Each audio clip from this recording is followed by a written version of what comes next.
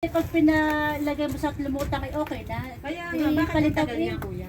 Ay, iba po yung palito, ma'am. Iba po yung palitaw. Yung palitaw po ay maninipis siya. Okay Kaya na. pag lumutang po, Ay, binidyo ko, ma'am. Ano video?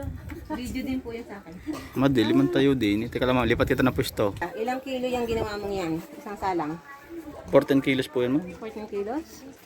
Ilang piraso yung, ilang bilog yun yung nagagawa mo sa 14 kilos? Nasa 120 po. Itaas ang asukal? Yang 13 kilos. 13 kilos. Oh, may sasakyan. Parang 1:1 ang nangyayari.